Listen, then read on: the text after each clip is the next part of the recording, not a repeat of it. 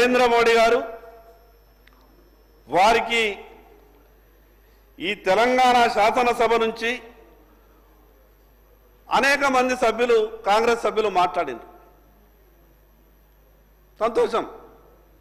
మన పార్టీ ఒక విషయం మీద సమర్థతతో లేదా అనుకూలంగా మంచి పనులు చేస్తున్నప్పుడు పార్టీ ప్రస్తావన తీసుకురావాలా, నాయకుల ప్రస్తావన కూడా తీసుకురావాలి.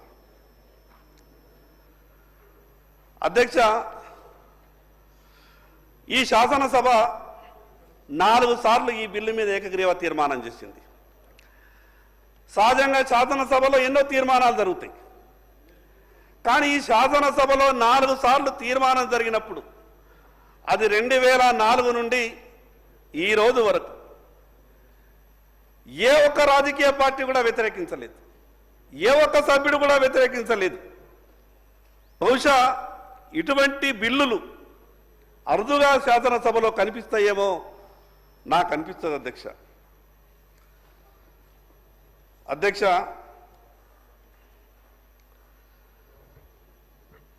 నేను కోర్టులలో అధ్యక్ష ఎప్పుడైనా కానీ అది రాష్ట్ర ప్రభుత్వం కావచ్చు, కేంద్ర ప్రభుత్వం కావచ్చు, ఉన్నటువంటి వాస్తవాలను ఆయా వర్గాలకు సంబంధించినటువంటి నష్టాలను సరియైన రీతిలో ఆధారాలతో సహా అఫిడవిట్లు సమర్పిస్తేనే న్యాయంగా రావాల్సినటువంటి తీర్పులు వచ్చేటటువంటి అవకాశం ఉంటుంది. దానికి సుప్రీంకోర్టులో భారతీయ జనతా పార్టీ కేంద్ర ప్రభుత్వం వేసినటువంటి అఫిడవిటే ఈ సంబంధించినటువంటి తీర్పు రావడానికి ఉదాహరణ. అధ్యక్ష,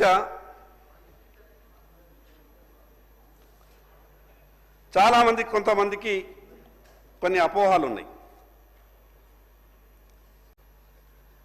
ఈ అపోహల్ని కూడా మనం దూరం చేయాల్సిన అవసరం ఉంది.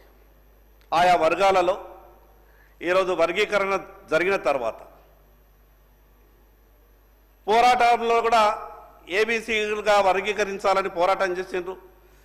చివరికి సుప్రీంకోర్టులో వాదనలు జరిగినప్పుడు కూడా ఏబీసీలుగా వర్గీకరించాలని వాదనలు జరిగినాయి.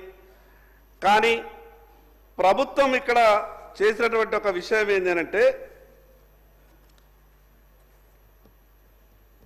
1, 2, 3 గ్రూపులుగా విభజించారు. ఈ 1, 2, 3 గ్రూపులుగా విభజించినటువంటి ఆయా సామాజిక వర్గాలలో కొన్ని విషయాలలో సవరించమని అనేక సందర్భాల్లో కొన్ని వినతి పత్రాలు కూడా వచ్చినాయి. ఆ వినతి పత్రాలు వచ్చినటువంటి కారణంగా కమిషన్ గడువును కూడా 1 నెల పొడిగించారు. అధ్యక్ష, కమిషన్ గడువును పొడిగించిన తర్వాత ఈ యొక్క ఉద్యమానికి నాయకత్వం వహించినటువంటి మందకృష్ణ మాదిగ గారు కూడా గౌరవ ముఖ్యమంత్రి గారికి కలిసి కొన్ని మార్పుల గురించి వినతి పత్రం ఇచ్చిండ్రు.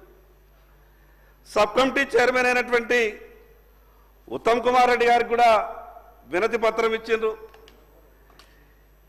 కమిషన్ చైర్మన్ గారికి కూడా వినతి పత్రం ఇచ్చిండ్రు.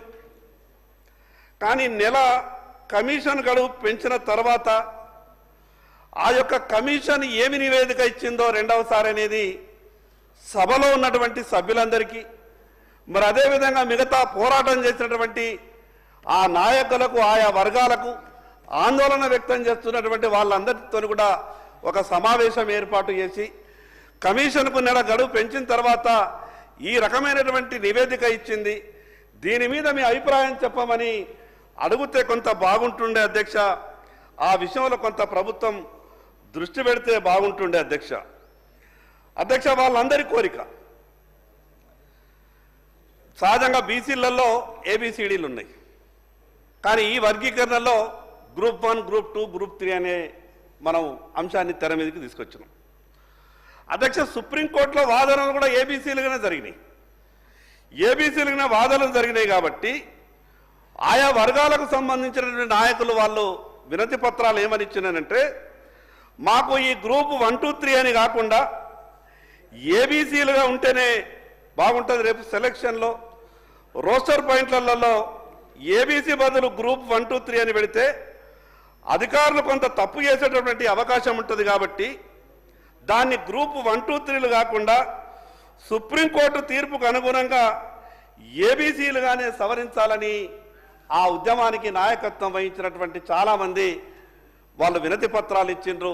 ఆ విషయాన్ని వాళ్ళ ఆలోచన విధానాన్ని మాత్రమే నేను ప్రభుత్వానికి తెలియజేసే ప్రయత్నం చేస్తున్నా. అధ్యక్ష ఒక్క విషయం గమనించాలి. సహజంగా ఏదైనా పని చేసేటప్పుడు కొంత అటు ఇటు ఉంటుంది. 100% అందరినీ సంతృప్తి పరచలేవు, అది ఎవరైనా కావచ్చు. కానీ వర్గీకరణ జరిగినటువంటి ఈ 3 గ్రూపులలో ఉన్న వాళ్ళు కూడా దాదాపు ఒక 100 విజ్ఞాపన పత్రాలు ఇచ్చారు, రిప్రజెంటేషన్స్ ఇచ్చారు. ఈ 3 గ్రూప్ 1లో ఉన్నోళ్ళు, గ్రూప్ 2లో ఉన్న వాళ్ళు, గ్రూప్ 3లో ఉన్న వాళ్ళు కూడా కొంత అసంతృప్తిని వ్యక్తం చేస్తున్నారు. మరి అసంతృప్తిని వ్యక్తం చేస్తున్నప్పుడు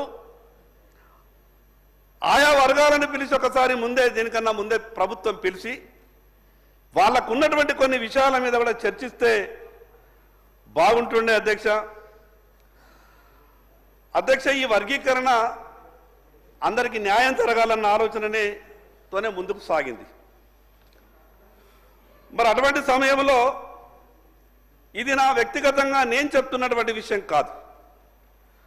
గ్రూప్ 1లో ఉన్నటువంటి అత్యంత వెనుకబడ్డ వాళ్ళు అని గ్రూప్ 1లో ఉన్న వాళ్ళని దాంట్లో మెన్షన్ చేసినాం. వాళ్ళు ఏమంటున్నారంటే అంతకుముందు మెరుగైన ఫలితాలు పొందిన వాళ్ళని అత్యంత వెనుకబడిన వాళ్ళతో కలపడం వల్ల గ్రూప్ 1లో ఉన్న వాళ్ళు మళ్ళీ మాకు అన్యాయం జరుగుతుందేమోనని ఆందోళన వ్యక్తం చేస్తున్నారు. అధ్యక్ష అదేవిధంగా 2వ గ్రూప్ మధ్యస్థంగా లబ్ధి పొందినటువంటి షెడ్యూల్ కులాలు 18. వీళ్ళ వాదన అధ్యక్ష మా వెనుకబాటుతనం చూడలేదు, మా